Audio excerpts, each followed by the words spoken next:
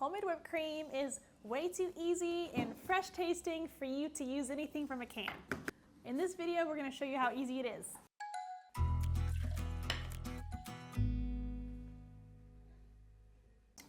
You only need 3 ingredients: heavy cream.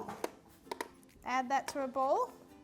Make sure you add the cream to a large bowl because it will expand and double in size when you whip it.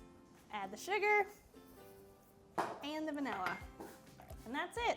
Now let's just mix until soft peaks form. And we'll show you what those look like in a minute.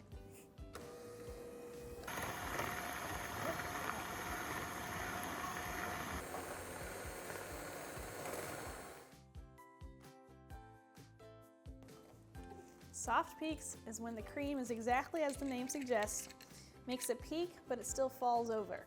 Stiff peaks is when you whip it for another minute or 2, and it will not move its shape when you stir it.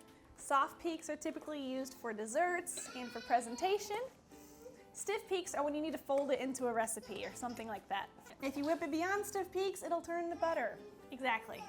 And that is all there is to making your own homemade whipped cream.